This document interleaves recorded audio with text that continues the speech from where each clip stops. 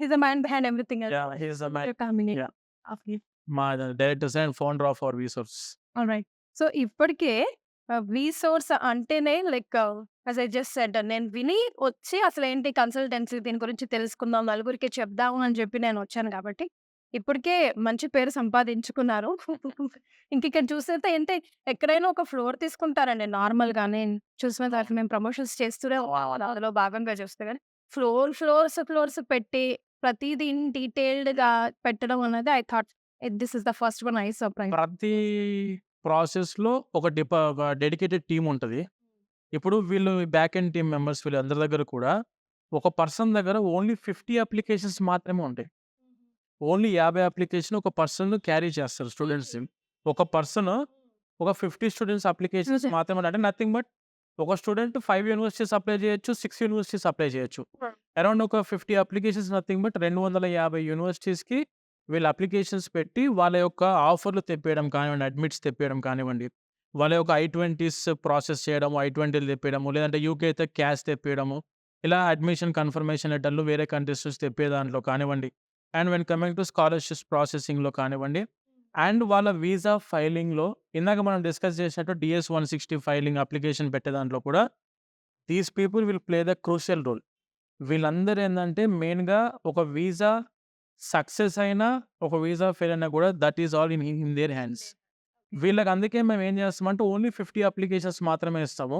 అందులో around 35-40 applications వరకు guarantee visas అంటే లెక్క మా దగ్గర. ఎందుకనంటే వీళ్ళు ఆల్రెడీ మన దగ్గర 6 మంత్స్ ఫుల్‌గా R&D స్క్వాడ్‌లో ఉండి, వాళ్ళు ట్రైనింగ్ అయ్యి, ఎగ్జామ్స్ రాసి, ఒక 6 నెలల వరకు మనము వీటికి సంబంధించిన ట్రైనింగ్ పీరియడ్‌లో కూడా సాలరీస్ మనం పే చేసే ప్రిపేర్ చేస్తాం వీళ్ళను.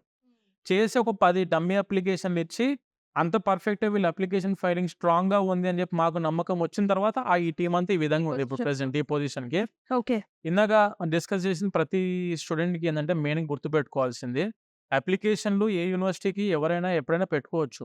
కానీ DS-160 for US, DS-160 form fill చేసేటప్పుడు చాలా జాగ్రత్తగా ఎక్స్‌పీరియన్స్‌డ్ టీమ్ మాత్రం లేకపోతే వీసా రిజెక్ట్ అవుద్ది. హ్మ్. చాలా మంది స్టూడెంట్స్ ఏందంటే నాకు జస్ట్ నేమ్ అడిగి పంపించేసారని చెప్పి ఇందాక అనుకున్నాం కదా మనం. ఎందుకు అనంటే వాళ్ళ ఫార్మ్ ఫిల్లింగ్‌లోనే అర్థమైపోతుంది అవతల వాళ్ళకు. కానీ కౌన్సిలర్‌కి ఇక్కడ ఇతను ఏం మ్యాటర్ లేదు ఇక్కడ ఇతని దగ్గర. పేరుంటారు కాబట్టి. వాళ్ళందరూ చాలా మందిని ఎవ్రీ డే ఒక 1000, 1500 మంది పైన వాళ్ళు కలుస్తా ఉంటారు. వీసా అప్రూవల్స్, రిజెక్షన్స్ దాంట్లో కాబట్టి.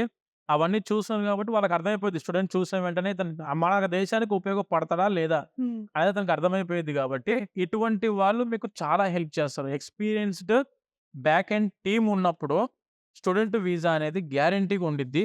స్కాలర్‌షిప్స్‌లో, అప్లికేషన్స్‌లో, అడ్మిట్స్ తెప్పేయడంలో, అడ్మిషన్ కన్ఫర్మేషన్స్ తెప్పేయడంలో, వీసా ఫైలింగ్ చేయడంలో, వీసా తెప్పేయడంలో కూడా వీళ్ళ హీరో అనేది చాలా ఉండిద్ది వీళ్ళది. రైట్. అయితే ఇదంతా ప్రాసెస్‌కి ఇప్పుడు ఏ పేరెంట్ అయినా వచ్చినప్పుడు వాళ్ళ బాబునో, పాపనో తీసుకొని వచ్చినప్పుడు ఎంత టైం పట్టొచ్చండి మాకు అప్రాక్సిమేట్‌గా? మేడం ఇంత ఖర్చు వచ్చండి అని అడుగుతారు. యెస్. యెస్. ఇప్పుడు మెయిన్‌గా స్టూడెంట్ ఒక్కసారి మన ఆఫీస్‌కి వచ్చారంటే ఒక 2-3 అవర్స్ టైం పడతది స్టూడెంట్‌కి. ఒక 2-3 గంటలు మాత్రం ఖచ్చితంగా మీరు ఆఫీస్‌లో స్పేర్ చేయాల్సుంటది. దీనివల్ల ఏం జరిగిద్దంటే, మీరు ఏ యూనివర్సిటీ అని అనుకున్నా, ఆ యూనివర్సిటీకి అప్లికేషన్స్ పెడతాం. ఏ కంట్రీ అనుకుంటే ఆ కంట్రీలో మనం యూనివర్సిటీస్‌ని వీళ్ళకు షార్ట్ లిస్ట్ చేసి ఇచ్చి, ఆ తర్వాత వీళ్ళకు ఈ టీమ్‌లో ఒక పర్సన్‌ని డెసిగ్నేట్ చేసి, వాళ్ళకు డెడికేటెడ్‌గా వాళ్ళకి అప్పజెప్పి, అసోసియేట్ చేసి వాళ్ళకి ఆ 50 అప్లికేషన్స్ ఫుల్‌ఫిల్ అయ్యేంత వరకు మళ్ళా 50 దాటితే సింగిల్ అప్లికేషన్ కూడా వాళ్ళకి ఆ సెషన్‌కి ఇవ్వం. సో, వాళ్ళకిచ్చిన తర్వాత డైలీ ఆ పర్సన్ వీళ్ళతోని కోఆర్డినేషన్‌లో ఉండడానికి ముందు వీళ్ళు ఏ బై యూనివర్సిటీకి పర్సన్ రావాలండి ఆల్ ద టైమ్ లేకపోతే ఒక 2 టైమ్స్ 2 ఆర్ 3 టైమ్స్ మాత్రం బై పర్సన్ రావాల్సుంటది మేడం. ఓకే. వస్తేనే క్లారిటీ ఉంటది. ఫోన్‌లో, మెయిల్స్‌లో, వాట్సాప్‌లో ఎందులో నుంచైనా కాంటాక్ట్ అవ్వచ్చు.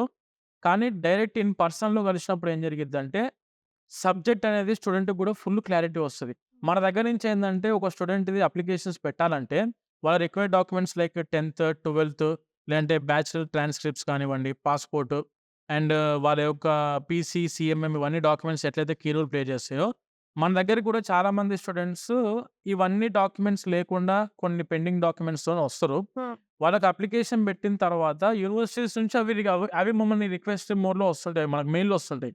ఇతను ఇంక ఈ ట్రాన్స్‌క్రిప్ట్ సబ్మిట్ చేయాలని చెప్పి చాలా వరకు స్టూడెంట్స్ దగ్గర నుంచి పెండింగ్‌లో ఉంటున్నాయి. మా టీమ్ దగ్గరికి ఒక్కసారి అప్లికేషన్ ఫార్మ్ ఫిల్ అయ్యి పంచ్ అయ్యి మా దగ్గరికి వచ్చిందనంటే డైరెక్ట్‌గా యూనివర్సిటీస్‌కి అప్లికేషన్ పెట్టేటప్పుడు సింగిల్ డే కూడా మేము మిస్ చేయం. ఓకే. స్టూడెంట్‌కి ఏందంటే ఫార్మాట్ చాలా ఈజీగా అవ్వడానికి, ప్రాసెస్ ఈజీ అయిపోవడానికి అదే రోజు అవ్వగొట్టడానికి మేము ట్రై చేస్తాం. హుహు. ఈవెన్ డాక్యుమెంట్స్ పెండింగ్ ఉంటే ఇవ్వడానికి రావాల్సుంటది. DS-160 ఫార్మ్ ఫిల్ చేయడానికి రావాల్సుంటది. క్యాస్‌కి ఇంటర్వ్యూ ఉంటది. యూకేలో కొన్ని యూనివర్సిటీస్ ఏం చేస్తాయంటే బిఫోర్ క్యాస్ అప్రూవల్ కంటే ముందు కొన్ని యూనివర్సిటీస్ ఇంటర్వ్యూ కండక్ట్ చేస్తాయి. ఆ! ఆ ఇంటర్వ్యూ కండక్ట్ చేసినప్పుడు మాక్ ఇంటర్వ్యూస్‌కి రావాల్సుంటది. వీసా ఇంటర్వ్యూకి రావాలి స్టూడెంట్. ఓకే. ఇప్పుడు యూఎస్ఏకెళ్ళేవాడు 3 టైమ్స్ వస్తారు మామూలుగా. అడ్మిషన్ అయిపోయినాక యూనివర్సిటీ అప్లికేషన్స్ పెడతారు. పెట్టేటప్పుడు ఒకసారి రావాలి. సెకండ్‌దొచ్చేసి ఏందంటే DS-160 ఫార్మ్ ఫిల్ చేసేటప్పుడు ఒకసారి రావాలి. హ్మ్. అండ్ థర్డ్‌దొచ్చేసి వీసా ఇంటర్వ్యూకి వెళ్ళే ముందు ఒకసారి మాక్ ఇంటర్వ్యూ తీసుకుంటే ఏందంటే స్టూడెంట్ కాన్ఫిడెన్స్ లెవెల్ బిల్డప్ అవుతాయి. హ్మ్. అప్పుడు వీసా రావడానికి అవకాశం ఎక్కువుంటది.